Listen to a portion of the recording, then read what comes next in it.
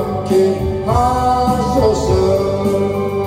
주여 넓으신 은혜 베푸사 나를 받아주시고 나의 품은 뜻 주의 뜻같이 되게 하여 주소서. 내가 매일 십자가 앞에 더 가까이 가오니 그새 주의 흘린 법이 비로소 나를 정케 하소서. 주여 보좌로 나갈 때에 어찌 아니 기쁠까.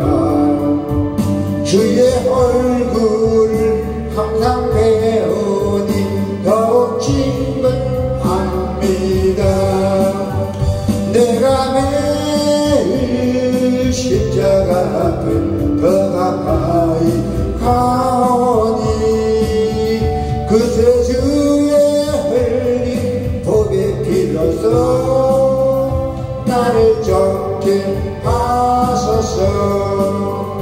우리 구주의 넓은 사랑을 증량할 자 없으며 주가 주시는 참된 기쁨도 헤아릴 수 없도다.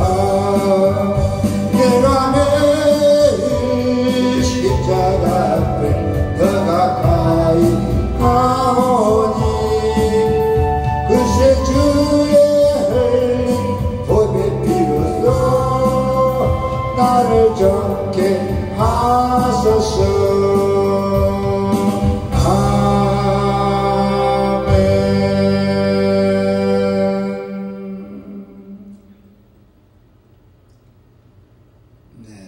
성경봉독 로마서죠 4장의 18절부터 25절입니다.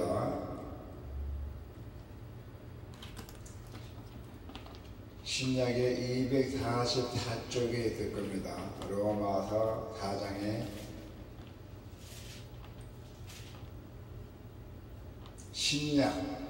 빨간 글자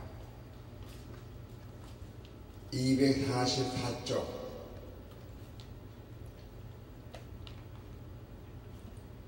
로마서 4장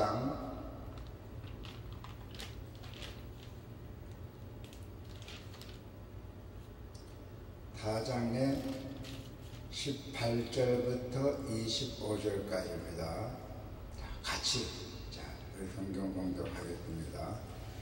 아브라함이 바랄 수 없는 중에 바라고 믿었으니 이는 내 후손이 이 같으리라 하신 말씀대로 많은 민족의 조상이 되게 하려 하십니다. 그가 백세나 되어 자기 몸이 죽은 것 같고 타라의 태가 죽은 것 같음을 알고도 믿음이 약하여지지 아니하고 믿음이 없어 하나님의 약속을 의심하지 않고 믿음으로 견고하여져서 하나님께 영광을 돌리며 약속하신 그것을 또한 능히 이루시기를 확신하였으니 그러므로 그것이 그에게 의로 여겨졌느니라. 그에게 의로 여겨졌다 기록된 것은 아브라함만 이한 것이 아니요 의로 여기심을 받은 우리도 이언이나 곧 예수 우리 주를 죽은 자 가운데서 살리신 이를 믿는 자니라. 예수는 우리가 범죄한 것 때문에 내줌이 되고 또한 우리를 의롭다 하시기 위해서 살아나셨느니라. 아멘. 오늘 주님의 말씀입니다. 우리에게 임한 하나님의 은혜예요. 아브라함의 믿음이죠. 자식이 없었던 아브라함에게 하나님께서 나타나셔서 하늘의 별과 바닷가의 모래와 땅의 티끌같이 무수한 자선을 주시겠다고 약속을 하셨습니다. 그가 장차 많은 민족의 조상이 될 것이라는 하나님의 약속은 당시 그에게는 정말 꿈같은 이야기처럼 들려들 것입니다. 그뿐만 아니라 자신의 나이가 100세가 되고 아내 사라의 태가 다칠 때까지 하나님의 약속을 계속 붙들고 산다는 것은 어리석은 것처럼 여겨질 수도 있습니다. 그래서 아브라함은 도저히 기도하거나 더 이상 기다릴 수가 없는 상황에서 과연 어떤 선택을 했을까요? 자, 아브라함은 바랄 수 없는 중에도 하나님의 약속을 의심하지 않고 확신했던 것입니다. 자, 이제 그는 하나님의 약속을 놓고 둘 중에 하나의 선택을 할 수 있었어요. 하나님의 약속을. 하나는 하나님께 실망하고 약속을 폐기하는 것이다. 의심과 회의 속에서 더 이상 인내하지 않고 포기한다는 것이죠.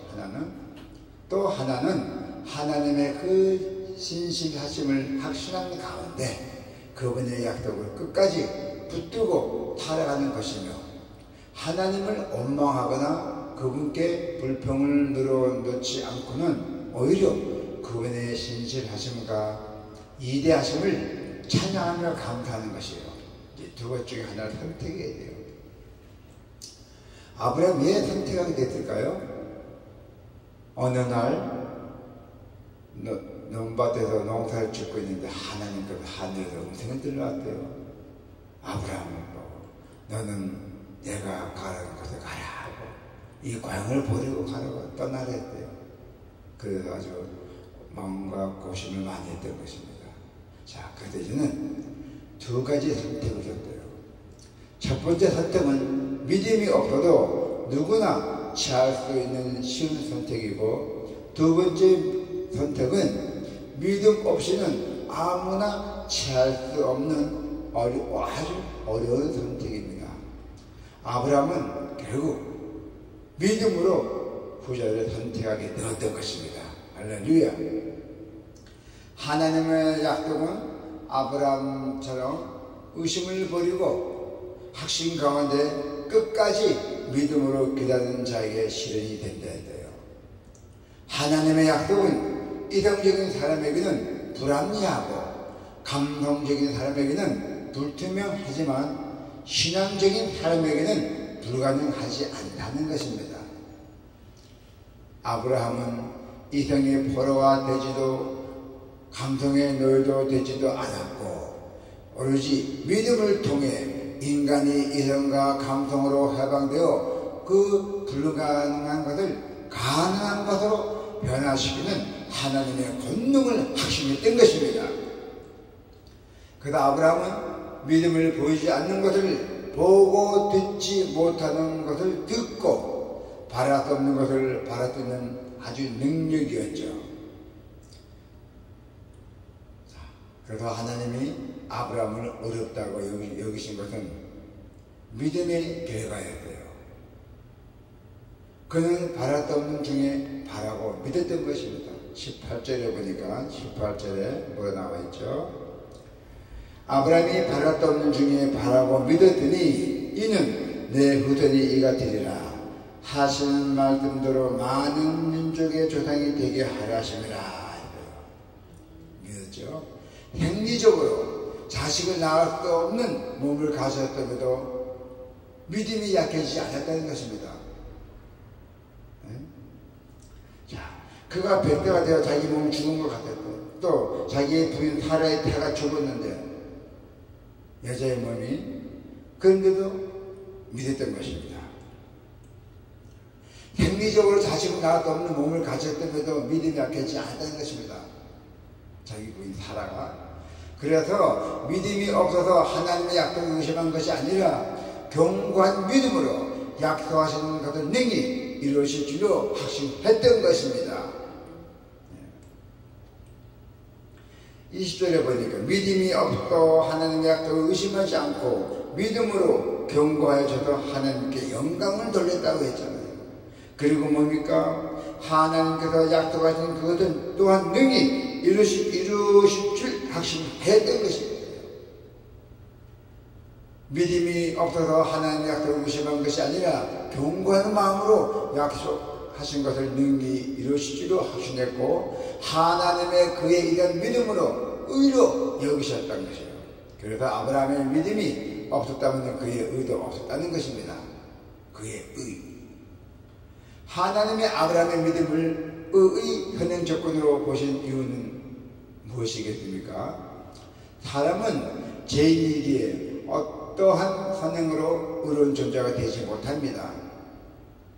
하나님은 행위가 아닌 믿음으로 보시기 위해서예요. 오로지 믿음. 만일 사람이 선한 행위를 통해서 의롭게 된다면 아브라함은 하나님 앞에서 결코 의롭다고 여김을 받지 못했을 것입니다. 믿음으로 얻었죠. 그래서 사람은 하나님의 의의 기준에 도달할 수 없다는 것입니다. 인간이 죄인이기에 어떤 행위라도 스스로 의로운 존재를 바꿀 수가 없어요. 성경이 제시하는 의의 기준은 사람에게는 있지 않다는 것입니다. 오직 하나님만이 선하시고 의로우시다는 것입니다. 의는 사람 앞에서 의가 아니라 하나님 앞에서 의를 말합니다. 그래서 하나님이 의롭다고 하시면 의로운 것이고 의롭지 않다고 하시면 의롭지 않다는 것입니다. 하나님이 말씀하신 약속을 믿는 아브라함을 하나님은 의롭다고 인정을 하셨습니다. 하나님이 인정하신 아브라함에 의해서 그의 행위가 차지하는 규정은 없었어요. 그러나 아브라함이 하나님 명령대로 고향과 친척과 아버지의 집을 떠난 행위, 즉 그리고 아주 중요한 것이 뭡니까? 멜기세덱에게 11조를 바친 행위예요. 최초의 11조입니다. 아브라함이 100세에 얻은 독자 이삭을 번제물로 바친 행위, 그리고 소돔 성의 권위에 중보 기도를 한 행위, 그가 하나님 앞에서 의인으로 확정받는 데 필요한 조건이 아니었습니다. 의인으로 여겨지기 위해 필요한 것은 오직 그의 믿음이었지 행위가 아니었던 것입니다. 오직 믿음만이 죄인을 의인으로 인정하는 충분한 조건이 되었던 것입니다. 선행은 의인이 되는 선행 조건이 될 수는 없습니다. 아브라함 한 사람만 믿음을 통해서 의롭게 여기시는 것도 아닙니다. 하나님은 아브라함을 모형으로 삼아서, 모델이죠. 요즘 말하자면 모델로 삼아서 그 후손에게 의롭게 되는 것을 보여주셨어요. 아브라함이 믿음으로 의롭다고 인정되었듯이 우리도 십자가에 달려 죽으시고 부활하신 예수님을 믿음으로 의롭다고 인칭을 받습니다. 그래서 예수님은 우리 죄 때문에 죽으시고 우리를 의롭게 하기 위해서 다시 살아나셨던 것입니다. 할렐루야. 그런데 이 사실을 믿는 자마다 죄인의 멍에를 벗고 의인의 반열을 서게 된다는 것입니다. 사도 바울을 볼까요? 사도 바울은 예수님의 죽음과 부활에 우리의 의와 어떤 관련이 있다고 말했습니까? 예수님이 십자가에서 죽으심으로 모든 사람의 죄값이 치러졌다고 했잖아요. 우리 죄를 다 사면받았잖아요. 예수님 죽음으로 인해서 우리 죄를 다 사면받았어요. 우리 때문에 예수님 오셨잖아요. 이 땅에요. 그리고 부활하심으로 칭의의 길이 활짝 열렸다고 말하고 있습니다. 예수님은 세상 죄를 죽어가는 속죄양으로 이 땅에 오셨어요. 하나님은 인간의 모든 죄를 속죄의 양인 예수님에게 전달시켰던 것이었어요. 그래서 예수님이 십자가에서 죽으심으로 우리의 모든 죄가 소멸되었고 또 그가 부활하심으로 우리의 의가 확증이 되었다는 것입니다. 예수님이 십자가에서 죽으실 때 죄인인 우리가 죽었고 그가 다시 살아나실 때 우리는 의인으로 다시 태어났던 것입니다. 하나님은 예수님의 십자가 죽음과 부활 사건을 통해서 죄인이 의인이 되는 칭의의 길을 열어놓으셨습니다. 예수 그리스도를 믿는 사람들은 하나님이 의롭다고 인정해 주시고 아브라함의 영적 자손으로 삼아 주셨습니다. 할렐루야.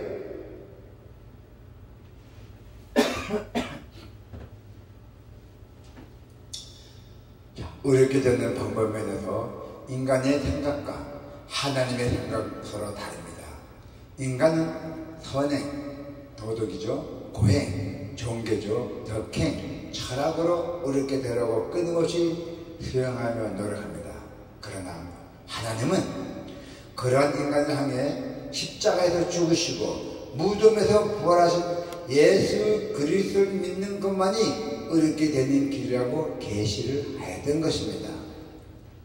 오직 그 길은 율법의 눈이 먼 유대인에게는 거짓이요 이성에 사로잡힌 헬라인에게는 웃음거리요 수행을 중시하는 종교인에게는 농담거리다.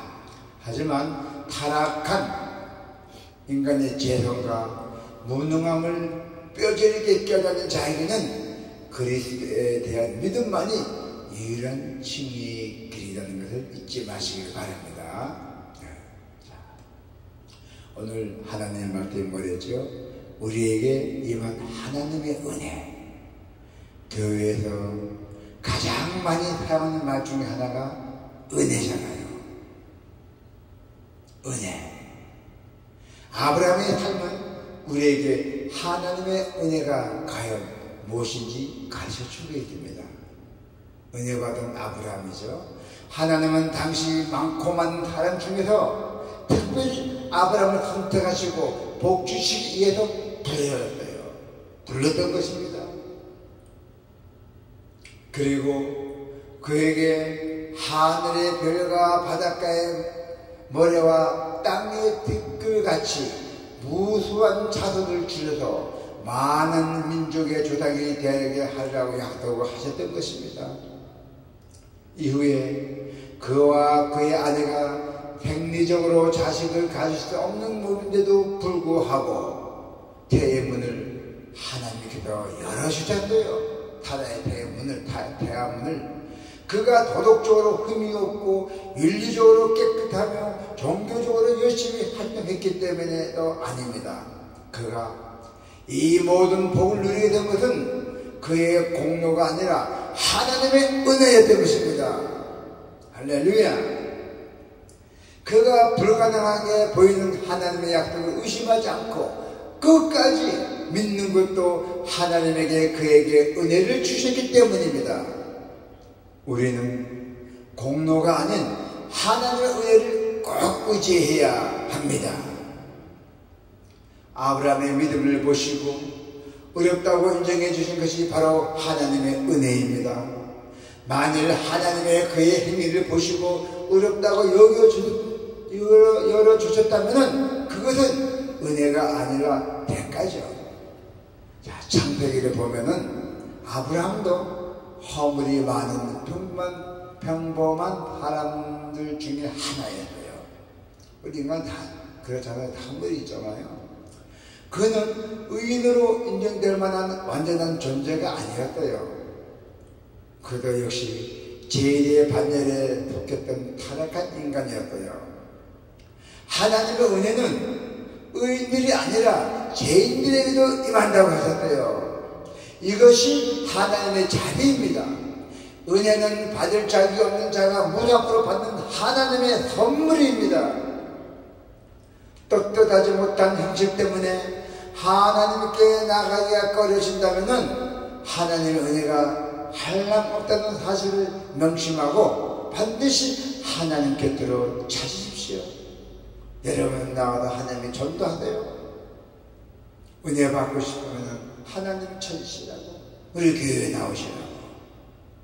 자, 은혜 받은 아브라함의 후손을 한번 볼까요? 은혜 받은 아브라함의 후손. 하나님이 아브라함에게 베풀어 주신 은혜는 예수 그리스도 안에서 믿음으로 의롭게 된 모든 자녀에게 똑같이 임한다는 것입니다. 아브라함처럼 우리를 배당에 부르신 것도, 복음의 소식을 듣게 하신 것도, 구대주를 믿게 하신 것도, 천국 배등이 되게 하신 것도, 바랄 데 없는 소원을 품게 하신 것도, 축복의 약속들을 받게 하신 것도 모두 하나님의 은혜입니다. 아멘. 우리는 은혜 받은 자라서, 오늘 교연한 모든 성도들 은혜 받은 자라서 마땅히 날마다 은혜 가운데 살아가기를 축원합니다. 은혜 가운데 살아가는 성도에게는 내가 하나님을 위해서 얼마나 열심히 일했느냐가 중요하지 않다는 것입니다. 하나님이 나를 위해서 얼마나 열심히 일하셨다고 더 중요합니다. 하나님의 은혜, 하나님의 은혜를 신뢰하고 누리는 성도가 되기를 축원합니다. 하나님은 예수 그리스도 안에서 우리에게 측량할 수 없는 은혜를 허락하셨습니다. 어마어마한 은혜를 주셨습니다. 측량할 수 없는. 얼마나 여러분 축복받았습니까? 하나님은 은혜에 늘 감사하며 살아가야 합니다. 감사하며 살아가야 합니다. 감사가 쉬지 않고 감사로 멈추면 안 됩니다. 항상 쉬지 않고 감사와 기도해야 된다는 것이죠. 허물 많은 자신의 모습에 실망하지 말고 하나님께 나가기를 축원합니다. 아멘. 할렐루야. 하나님 아버지,